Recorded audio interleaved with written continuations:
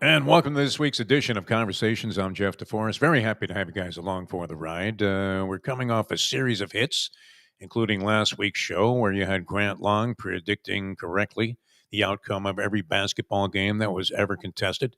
And that was followed by the great Scott Mellenby, who was about as intriguing an interview as I've conducted in a long, long time, still with a contemporary perspective on what's going on in the NHL. And of course, his flashbacks to the 95-96 Panthers run and the whole evolution of the rat trick.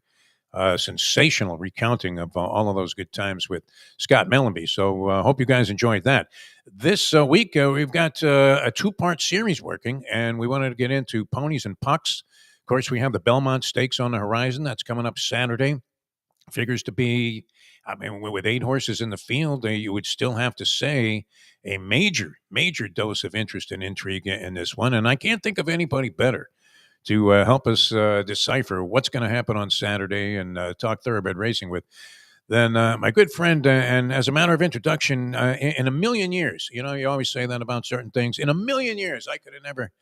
When I walked out of the announcer's booth after Frank Mirahmadi's opening day at Hialeah Park, he was a schwitzing mess.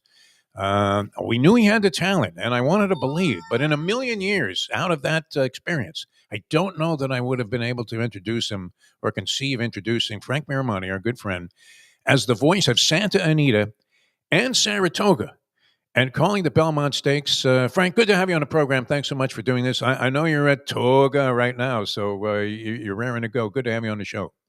Thank you so much, Jeff. It's actually 29 years and 11 months since you had me on your radio show, The Sport of Kings, back in 1995 when I filled in at Hialeah Park. So I have to agree with you. I would have been on the don't pass on that as well, right with you, as far as this situation. But you got to dream, and you just never know. And it's been a long campaign, and I'm just so honored. And I do recognize how incredibly fortunate I am to have this chance and to be in these positions. So one thing I could tell everyone, I promise you, I give you 110% of everything in my soul every time I put on the headset. People that grew up in New York playing stickball, punchball like I did as a kid, you dream of somehow someday being the shortstop and starting and getting your announcement made by the great Bob Shepard. At shortstop for the Yankees, Jeff DeForrest. But I mean, these are far-fetched dreams, and yet one of the remarkable things, and my brother always says this to me, even though he's filthy rich and highly successful, and right now living in Italy somewhere, you know, sucking down lemon juice in Positano, and I'm here slaving over a hot microphone, as they say. And I enjoy it. And he always says that you got to do exactly what you wanted to do in your lifetime, and that's a rarity, Frank, especially in sports. But and it wasn't like it was the easiest and smoothest of paths. I mean, there were a lot of questionable Tuesday nights in the rain at Great Lakes Downs, were there not, along the ride? A lot of them, a lot more than I'd like to get into, as a matter of fact. For that matter, there have been some technical difficulties, as I like to say quite often along the way. It's been a rough campaign. You know, if I ever wrote a book, I'd have to say trying to overcome myself.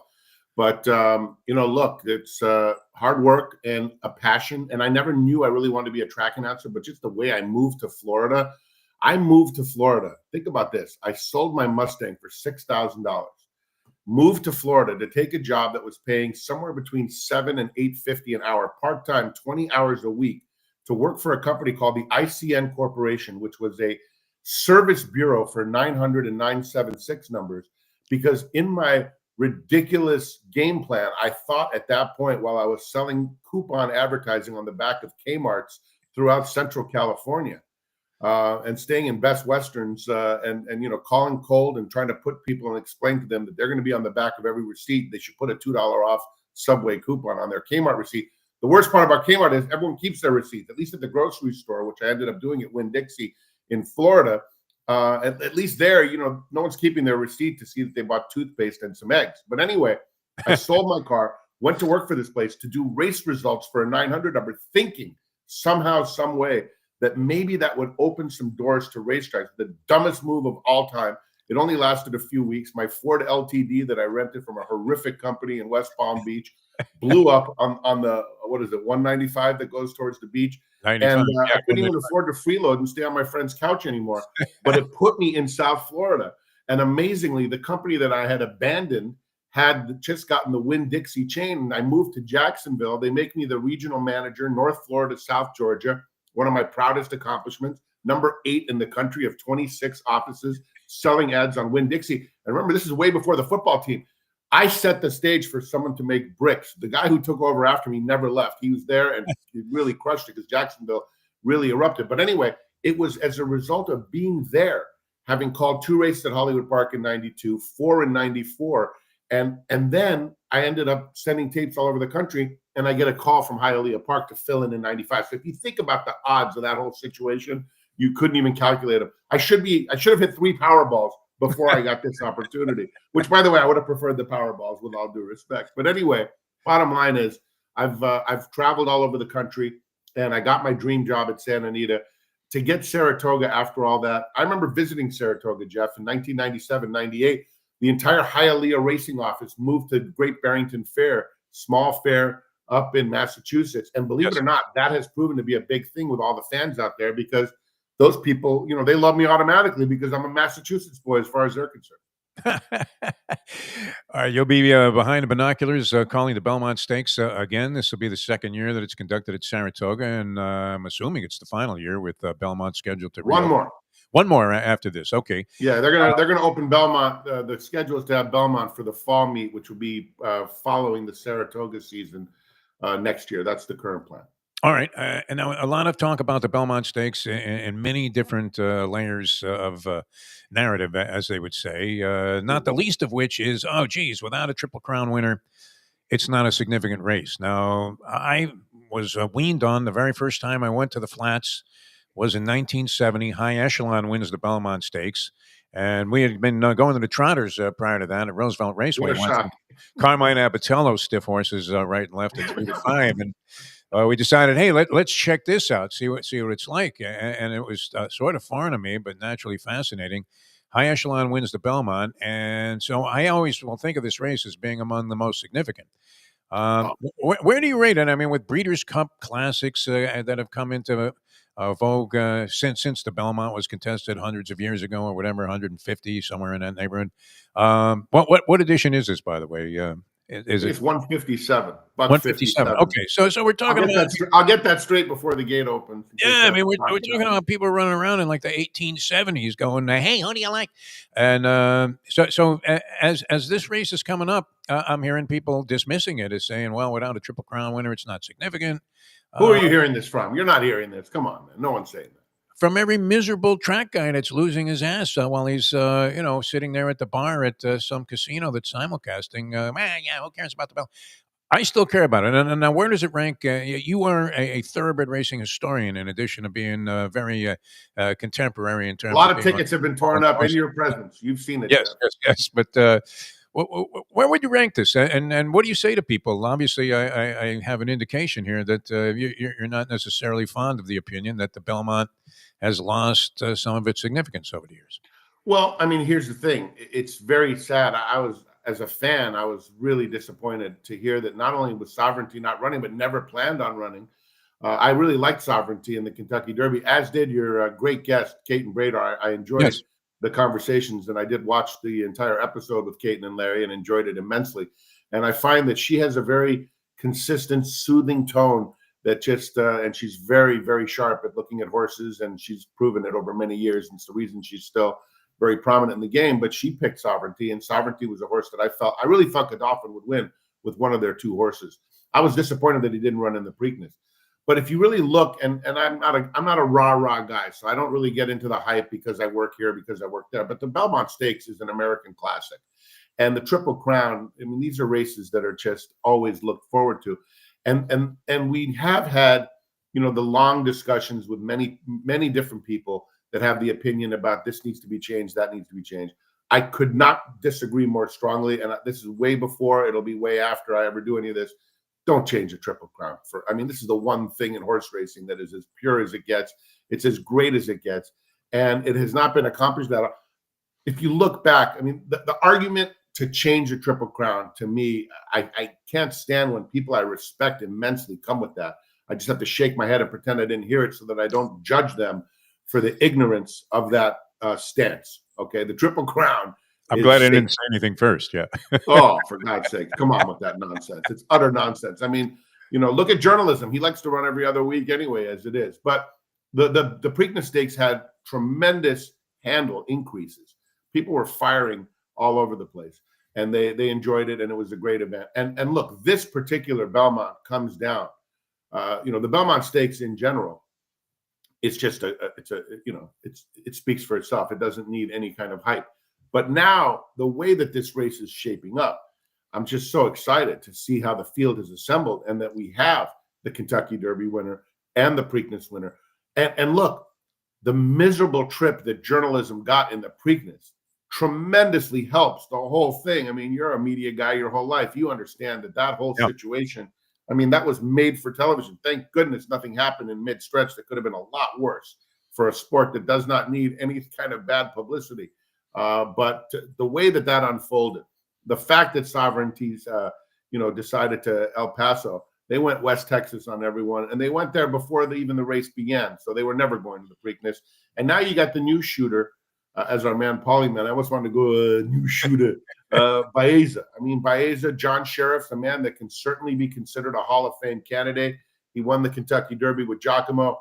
He trained one of the greatest mares of all time, one of the best horses of all time, winning the Breeders' Cup Classic and then missing in a desperate finish against Blame and Zenyatta, and a man who's really never been known to be like overly aggressive. So the fact he's bringing this lightly raced horse here, got to give a shout out to Brad Free of the Daily Racing Form. He's been on the bandwagon of this horse since before he broke his maiden. He showed up to watch his maiden race. I said, "Hey, what brings you here on this day?" He said, "I'm here for the coronation." And wow.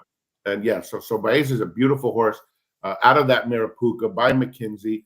And Puka, of course, producing last year's Belmont at Saratoga winner Dornoch, as well as Mage. So, I mean, the pedigree line is right there. The only thing I'll never understand, I haven't read about it yet, how did this horse debut on the grass late in the year last year? Maybe it was just because of that whole rule of you better run as a 2-year-old to win the Kentucky Derby. I'd love to find out. I've never read about it, but I'm going to investigate how this horse debuted on turf. But what a monster he is, and he's fresh. And if you think about it, right, Jeff, when you think about the Kentucky Derby, there's no scenario where you think like, wow, Baeza was a factor, right? Do you think Baeza was a factor in the Kentucky Derby? No, it was a 2-horse race. You know what? He was beaten a length and 3/4 after all that. Think about that. Here's a horse that no one even thought about. Even me, I was stunned before this show, preparing to be on the Great Conversations. Honored to be on here, and I mean that. Look, I've watched your guest list. I smile. I'm so happy. But you are a media legend and maybe the best radio guy of all time. I say that because I never give fake compliments, but your sense of humor, your ability to throw analogies in, second to none. So I love your guest list. But when you think about Baeza, why not him? Why couldn't he step up? He's also fresh. He's lightly raised. He hasn't been in these wars. You can make a case for any one of these top three and make a dramatic case and an emphatic case, and that's what makes this so highly anticipated. And it certainly creates a lot of pressure for us at Saratoga and for the New York Racing Association to put on the best possible show. And we're doing it with some ridiculously great cards leading up to the climax, but there's nothing that compares to the Belmont Stakes. All right, previous guest on Conversations, and it was a pleasure to get to know this guy. Everybody says, there's a mixed bag of thoughts about Umberto Rispoli, the writer of journalism, who got this horse into this jackpot. Now, that was one of those sports moments where, and people even still were critical, saying, even though he won, how the hell do you get a horse like that? Obviously loaded. With this closing kick in the final 50 yards, I don't know if I've seen this since Lita Justice was out there campaigning, as the white horse being ridden by Zorro to the finish line. But, this could have been the worst ride in thoroughbred racing history, deemed as such. And yet he's viewed then, I don't know, as somewhat of a hero for sticking with it and then overpowering Gosger, who looked like he was gone. I mean, imagine those poor people tearing up those 9-2 exacta tickets. Ice cold. 92. Oh, my God.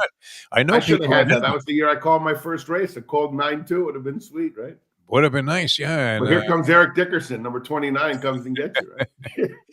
well, and even after he got through the hole where he was badly compromised, either of his own device or the fact that the one ball just slammed into him and kind of laid on him for a little while, that made it even more prohibitive. It doesn't look like he's going to get by this Gosger. I mean, you're thinking, wow, nice job to get second. So what would you say about Rispoli's ride? How does that compare? I mean, I hear people. I love the guy because he came on the show and he was delightful, but and he seems like a guy that has a real sort of joie de vivre about enjoying life and what he's doing. And yet, I don't know, is he not popular in the jocks room? And how is that ride viewed by? I mean, it seems a lot of criticisms of it. Well, he certainly got some. He got some write ups for that ride. But here's the good news: he got the W, and that's all they're going to remember. In the end, this horse. I told him. I see him from time to time on the way out the door at the Great Race Place, and in the parking lot with his beautiful family. Got an absolutely lovely family. You got a son that looks just like him, and a beautiful wife. Just a really very warm people. And look, he's a guy that took his shot and left California right after Pratt had decided to leave. And I actually had a conversation with him back then. One day we were walking, and he was wearing those mirror sunglasses of his. And I looked at him, which unfortunately then gave me a reflection of myself as I'm looking at him. I'm like, hey, this is bad enough. Who's this guy? When I'm shaving in the morning, for God's sakes, don't make me look at myself. But I said to him, I said, did you know Pratt was leaving before you decided to go? And he said, no. I said, where are you going, buddy? This is Southern California and blah, blah, blah. But he had to take his shot. Thankfully, he came back, and now he's really built some great momentum, and he is a fantastic rider. Look, he did very well in Italy, and he was well hyped before his arrival, and so here's what I'll say is that he's fearless. And I'll tell you one thing I did say to him before he went to the Kentucky Derby. I told him these words. I said, journalism loves you, and I really believe that journalism loves him. He got him home in the Santa Anita Derby when there were some issues nearing the quarter pole and took off. And in the Kentucky Derby, look, he got out, and I really feel the quote or the way he said when he turned for home in the Kentucky Derby recently, and all he saw was just clear, nothing in front of him, like that feeling that, oh my God, I might win the Kentucky Derby. To have that stolen from him had to be devastating, because he's a very, they're all competitive, but Rispoli really is extremely competitive. Believe me. I mean, his heart and soul is in every fiber, every moment, every day over there. He wants to be the best. He wants to prove he's the best. He wants to win dramatic finishes. So here's what I'll say about the ride on journalism. You've watched a lot of races, Defo.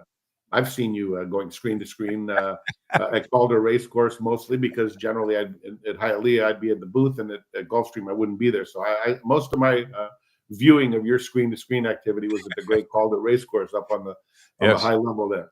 Anyway, down the back stretch, and I know that you thought journalism had absolutely no shot in the Preakness Stakes. He came under a little bit of a ride, and so you were probably thinking to yourself, how do I bet this horse on 2 weeks? Blah blah blah blah blah. If you had him, yeah. In the end, he made a daring move, and he made the only move that he thought that he could make. And look, when you talk to Jerry Bailey, and Jerry Bailey tells you save ground no matter what, Jerry Bailey's record speaks for itself. I love his DVD when Jerry Bailey says, you need to know what I know. And that's a very bold statement. But if you're Jerry Bailey, you can actually make that statement, and it's true. We'd like to know what Jerry Bailey knows. And Jerry Bailey said, save some ground here in the Preakness Stakes. And so that's in your mind. And so he was just doing the best he could. It was a daring move. It worked out. Thank goodness no one got hurt. I'm not going to criticize him because he ended up with a win. And the stewards who are paid to make these decisions never put him in any danger of the number coming down. And in a post follow-up with all the jockeys, decided no action to be taken. So I'm a man who believes let's go with the system in place, which is the stewards ruled no change, right? So if there's no change, he got there. It was a move that he needed to make at the time. And here's the thing people don't understand. These are split-second decisions. There are butcher jobs in races on a daily basis. I feel bad when I sometimes call them out, but if I see it, I've got to say it. And I'm not biased. The great John Brunetti, may he rest in peace, giving me my big shot at Hialeah, told me, enthusiasm without bias. So you call what you see. Trevor Denman, open your eyes, tell them what you see. There are a lot of bad rides that take place from great jockeys regularly. And remember, a great jockey can't make a slow horse win, but a great jockey will make a difference in a close decision. This was a close decision. Umberto Rispoli is now a classic winner in the United States of America, as well as a well-documented international sensation. He's on the stage, he's on the hot seat, and everyone will be wondering what kind of ride he's going to give his boy journalism in the Belmont Stakes. But to me, I'm not criticizing the ride. I believe that for racing's sake, I'm glad he got up. I feel bad for Team Gosker, obviously, because that's a vicious way to go down. But from the standpoint of the hype of this race, I mean, look, David Aragona made him the morning line favorite based upon the incredible performance that he put in to still get up. Now, the question is, what does he do in this third jewel of the Triple Crown against two horses that are, that passed on round two? That's what makes this such a compelling showdown, and one for possibly the ages. Well, I think it's going to be great. We'll get into a little bit of analysis on the race, but this is possibly the only show where the Jerry Bailey DVD on handicapping would ever be mentioned. I love And that yet, line. I retain a classic, and may he rest in peace. He just checked out, unfortunately, 59 years old. The very distinguished Christophe Clement, who in the Jerry Bailey video, he does one of the testimonials. I guess it was the commercial for it. And he says, "When you have Jerry Bailey," and he just does it in that French accent, that classic French accent of his. But a great trainer, and unfortunately, what a legend. That's a sick loss. I woke up to that. I woke up to that news, and I was close to checking out a few years ago. So it hits home when someone's 59. I'm right at Heinz 57 sauce right now, and let me tell you something. I love Christophe Clement. Yeah, and his family. I've gotten to know Miguel. Acacia, of course, is a colleague and just a dear human being, and just a wonderful human inside and out.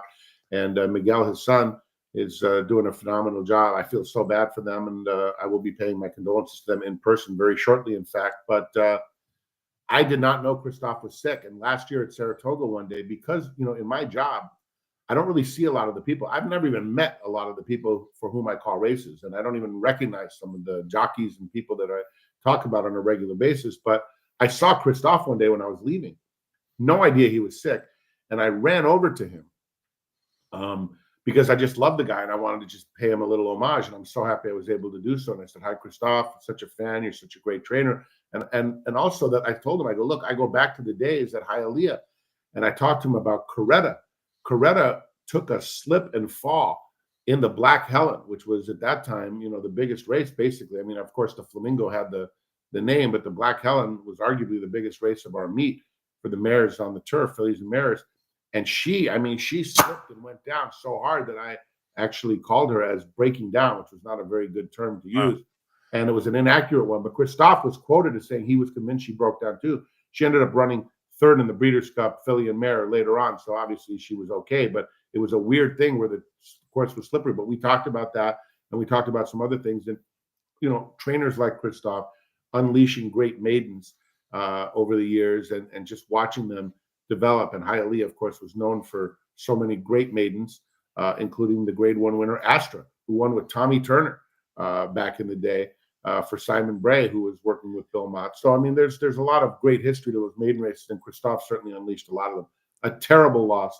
And what a heartwarming letter that he wrote to everyone that can never be topped or even probably done again, because it was so unbelievable and so touching, and it's just something you had to read more than once. But such a perfect, classy way to say goodbye to everyone, and so sad. It's just devastating, and we all are going to miss him nationwide. he was like a French Horatio Lero to me, Clement. How's he not in the Hall of Fame now? He that'll probably speed up now, and that's just. I would imagine. Yeah. You don't want your death necessarily to expedite the accolades that should have been long overdue during your lifetime. All right. What about the race, Frank? And it's great having the great Frank Mirahmadi here. He'll be calling the race now. Do they use your call since Fox is televising this, or how does that work? I'm on Team Fox, baby. I work for Fox nice. Sports. It's a beautiful thing. Yeah, I called it last year. Usually, some of these big races, when they get replayed, Barnaby Jones can't find them. There's the network call, but this is it. There's one version. So, yeah, I'm very honored. In fact, on the Fox telecast, I just found out that the great Terry Bradshaw, who terrorized me as a kid, I was not a Steelers fan. I could never be a Steelers fan, but I will be paying homage. I will say this: unlike other great athletes that I have fought in my time, so to speak, in making investments against them, with Terry Bradshaw, I never disliked him. I totally respected him. But that man, I can't wait to tell him how beautiful a spiral he would throw. I mean, those things launched into the galaxy, coming right down into the arms of Stallworth and Swan and all these other guys. But I was a Cowboys fan as a kid, and then when the Rams, played the Steelers, you had to root for the Rams if you're an LA boy, even if you're not a Rams fan. And if you took the 10.5, I mean, you go to the fourth quarter, it's mortal lock, and at the end, confetti on those tickets too. So I can't wait to meet him and talk to him. But what a leader, what a legend, and what a spiral that man. I mean, have you ever seen a more beautiful ball thrown than one from Terry Bradshaw? Yeah, I mean, the legendary. He couldn't spell cat if you spotted him to C and E A, but I always liked his commentary, and the more off the wall he got, it was kind of like a Lee Corso thing. You thought, or even Larry Merchant was like this at the end of his HBO. My favorite Larry Merchant interview of all time. In fact, in the days back in the day, when we had answering machines with the little tape when you would put the outgoing message. Look, I always feel like in the media, a lot of interviewers don't understand that you have to induce the sound. Like you can't tell them everything and then get a yes or a no. But my favorite Larry Merchant interview and even introduction to it, which was lengthy, which it had to be because it was Larry Merchant, but was with Larry Holmes after they came with a controversial decision. But my favorite part of that deal was Larry Merchant's introduction and blah blah blah, and it goes to Larry Holmes and the way the camera. You can find this, by the way. I would highly recommend if you want a few seconds of entertainment, find this thing on your favorite search engine. But they zoom in on Larry Holmes, and he says something to the. This is nothing worse than a bad impression. So this is not a Larry Holmes impression, but I can tell you this is a pretty good paraphrase where Larry Holmes says to Larry Merchant, "Well, Larry, I did it. They said I couldn't do it. I accomplished things. I got a great wife and a family." And it's the zooming closer. I love the zoom factor. It's so perfect. He says, "And I say to the judges, the referees, the promoters, to kiss where the sun don't shine. And since we're on HBO, that's my big black behind." That's like, I actually had that on my outgoing message on my answering machine in the day of having my own line separate from my parents many moons ago. But that was an epic Larry Holmes moment. He was not very happy, but if Larry Holmes was disappointed, I could never cry too much because what he did to Muhammad Ali at Caesar's Palace, I still can never forgive. That was as sad as it gets. It wasn't his fault, though. You couldn't blame him. He had to do it. You're a boxing man. You know it was Goodwill Hunting time. It wasn't his fault. Why did they do that, man? Why did Ali show up? What was that? What was the story back then? You know what? I made a lot of money on that fight. Just gambling aside here, because right before the fight, after Ali had been showing up badly out of shape for his previous bouts and looking like not even a reasonable facsimile of a shell of himself, he all of a sudden was pictured in a paper, ripped at about 2:30 because he'd been taking his thyroid medication. So that picture circulated all around the world, and people started sending it in, thinking Ali, who had no chance whatsoever to win this fight, was being begged by Ferdy Pacheco. He went to his grave saying, and still begging Ali not to fight Larry Holmes in that bout. Angelo wanted no part of it, Angelo Dundee. And but everybody thought, because Ali looked like he was in shape, that he was going to win somehow.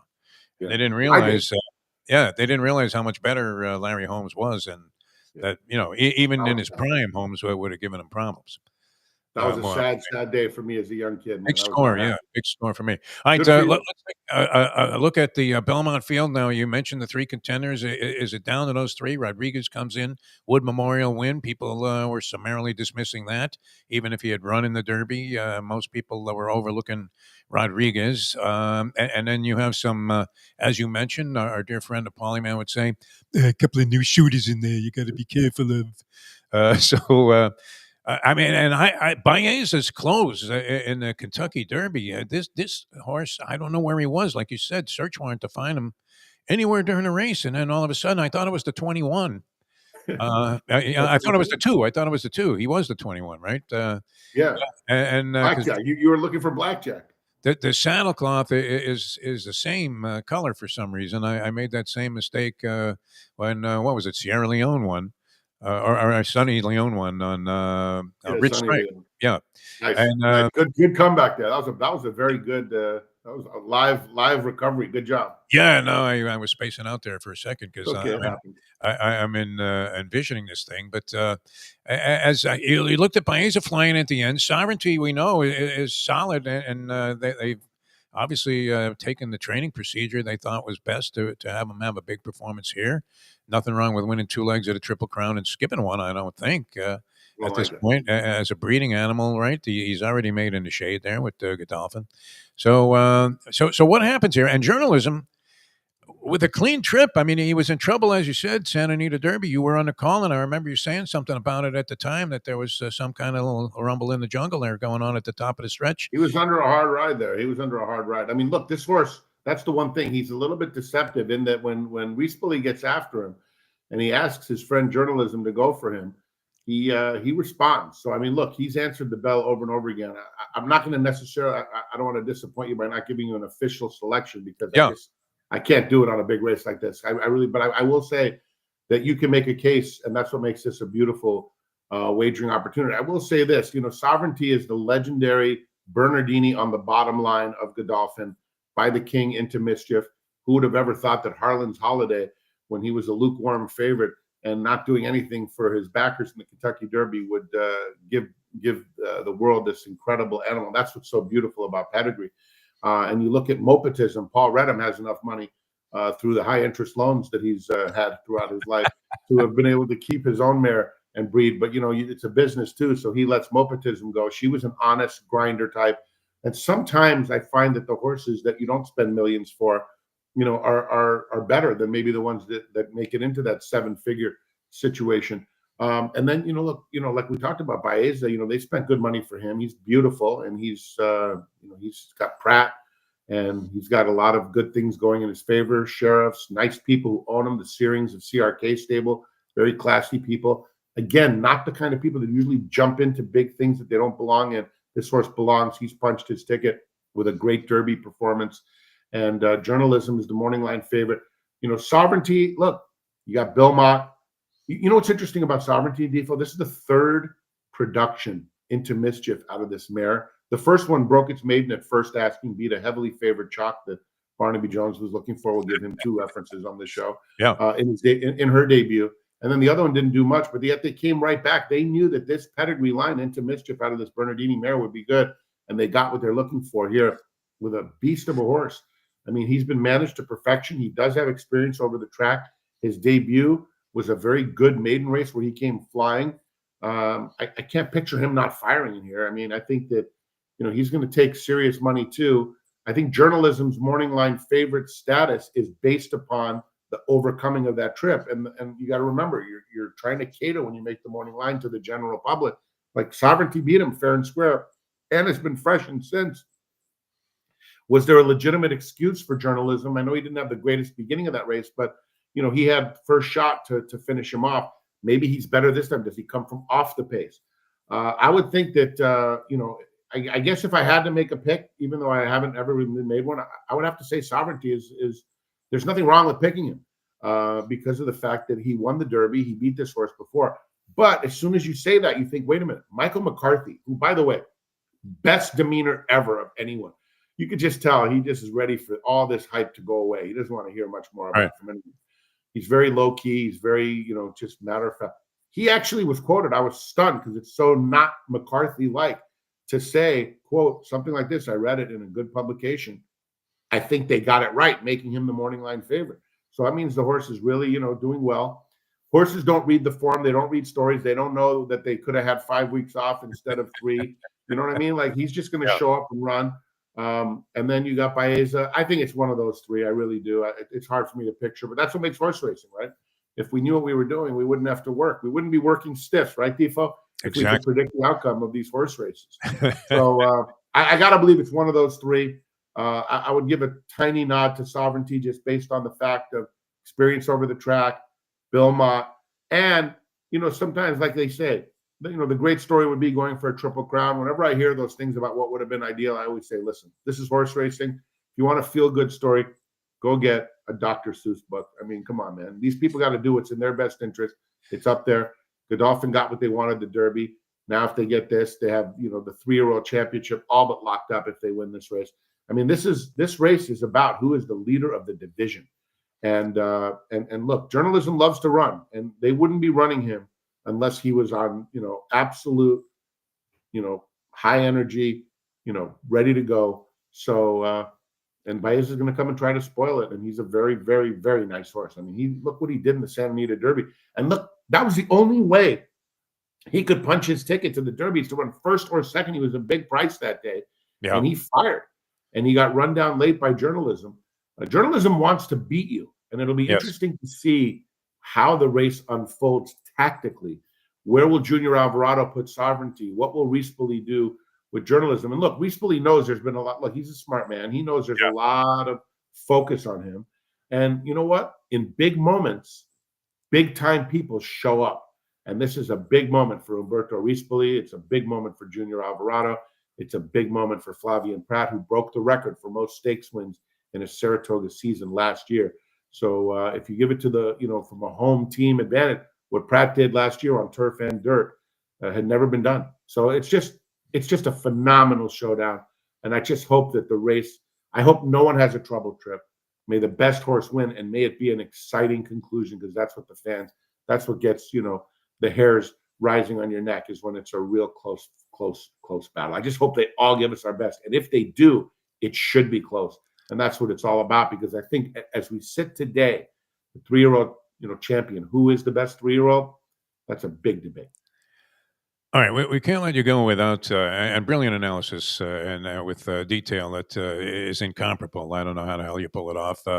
No wonder you can remember all the names of the horses. A couple new ones came in I've never heard of. I got to pay attention. Yeah, and my favorite Barnaby Jones reference used to come from you when predating where you could get race results instantaneously, other than on a score phone. You would give out some steam ball at the Fairplex in Pomona. And I would call later to try and see if the horse had done anything, and you would say Barnaby Jones, as if you needed a search warrant to find this thing. I mean, you built a lot of your early following on your impersonations, and you do brilliant impersonations of. I saw you on the thing that the Daily Racing Form does, the writers. TDN, yeah. Thoroughbred Daily News. Oh, yeah. Well, you sent me the clip. Fantastic. And thank you for the shout out there. That was remarkable, because I don't give fake compliments, my friend. Yeah. And it was true, because I was thinking this guy's brilliant at what he does. And yet, where can you possibly use this? And the next day, legendary story and circumstance. You can't even dream this up. Much like having the seat there at Santa Anita with the Monox at Saratoga, that you get a call from the producers of Seabiscuit. They need a guy who can do impressions of old-time race callers. You're like, wait a minute, I just told you it was a totally useless talent. But Alan Gutterman. Alan Gutterman sent me to that thing. He sent Larry Letterman, and in the end, they hired me. But the producer of that show, Gary Ross, he called the match race. A lot of people thought I did the match race. I did the Santa Anita race calling. I brought 8 of my friends to Shreveport's theater there to watch that. And I can tell you right now that the Bionic Woman, back in her day, she couldn't hear that race call that was belted. But I still do get the reminder, 4 cents, 8 cents, 11 cents in royalties for the work that was overrun by music. All right, cutting room floor, they call it. Cutting room. You seem fresh, like you might have already been to, or gotten a call from the Fox producers saying, "Hey, where the hell are you? You're supposed to be at this meeting." But and no doubt have many duties to perform here. We do. It's a big week.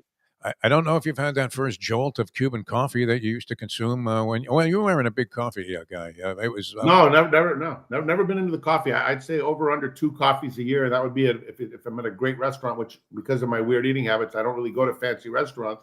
Because I don't need anything fancy, but a cup of coffee after a legendary dessert, maybe twice a year at most. I recently had a coffee for some reason. I was very surprised that I actually poured it and enjoyed it, but I don't want to get into that because I hear people that are just way too into coffee.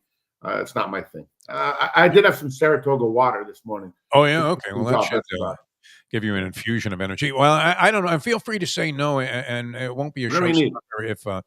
Well, I was thinking if you could sort of envision a little piece of how the Belmont's going to shake out, maybe the stretch run as a couple of your characters switching off and reprise what I mean is up there with any Dirk and Call when you used to do a variety of voices as the horses actually went around the track. Usually the closeout race there at Hialeah Park. Those were fun days. They were a lot of fun. We put in. I mean, are you up to the challenge? I hate to put you on the spot here, but I know you're maybe maybe I'll throw in a couple of different characters like Robert De Niro. What did I say to you, Umberto? For a fellow Italian, stay out of trouble this time, huh?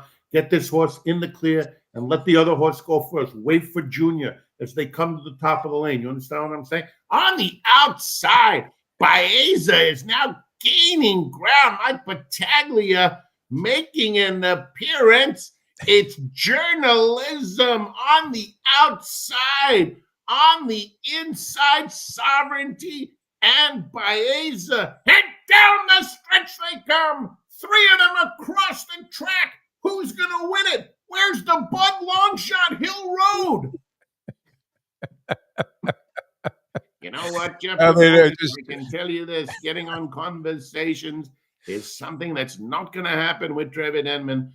But I can tell you this. You got to watch the race. And the only way to watch races from Saratoga is you're going to have to go to Fox Sports. And for this one, you'll go to Big Fox. And that means the World Series Fox and the Super Bowl Fox. Thanks for being with us. And now, good night to you all. Yeah, that was great. Excruciating, the Battaglia on the inside. It really felt like a bowel movement when you were waiting. Need a gaining ground in there. I think I spared you a gaining ground. There's a lot of people I could throw into these calls, and I just hope it's those. Yeah, that was brilliant. It's like the Louisiana Downs logo, right? Remember the 3 heads at the Louisiana Downs logo where I spent 6 seasons. All right. And the schedule on Fox and the schedule for the week here for Frank Mirahmadi. When's it? What's going on? There has to be ceremonious stuff too. Big day, Wednesday through Sunday. We're there every day, and Friday and Saturday, 14 race cards, man. We're it'll be a Ricola moment. There'll be Ricolas on each side, instead of the Godfather. I think Marlon Brando had to put some cotton on each side of his mouth. I'll be having a Ricola wedged between my cheek and gum, as they would say for the old tobacco commercials. Little Ricola action, and the words of Trevor, open your eyes, tell them what you see, and looking forward to it. Very honored to do it, and want to come with it for the big moment, because the fans will be watching this race for years and years to come. And it's the word surreal is overused, but for me to be in this spot over here is just that. Not the greatest vantage point there at Toga. So yeah. But you can move around a little bit. Don't call too close a photo unless you get to the right of that pole, which is I'm standing here. You got to move over about 3 feet and a little bit back. But no excuses. View. It's right there in the. Well, they turn for home also, Defa. They're coming right at you. I mean, you better know what their face looks like, because when they turn for home, they're looking at you. You're looking at a bunch of horse faces.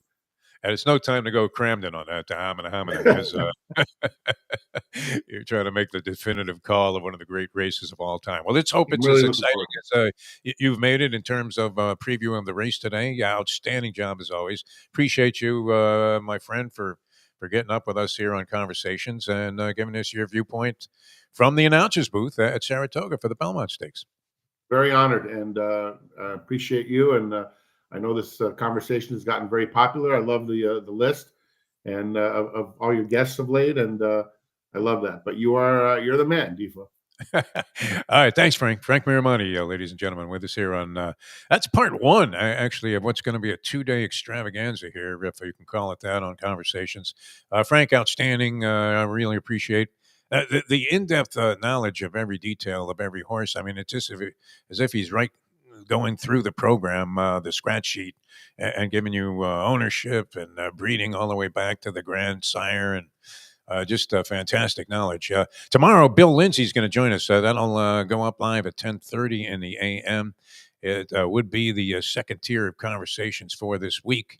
And we weren't able to work it out on the same day. I know Frank was going to be very busy, so when he had the time to set aside today, Bill Lindsay is on his way as we speak to Edmonton with the Florida Panthers organization. So this guy's been calling Panther games, TV, and radio for probably a couple of decades. He was part of the original Panther franchise and has, I think, the signature goal all time in franchise history in terms of degree of difficulty and outright athleticism that you see on display. And I believe it was one of great significance. I don't want to attach too much importance to it. We'll let him tell the story. But I want to say it was a clinching goal in the series against the Pittsburgh Penguins that springboarded the Florida Panthers at the time in '96 into the Stanley Cup final, where they were ultimately swept by the Avalanche. But it was such a Cinderella ride.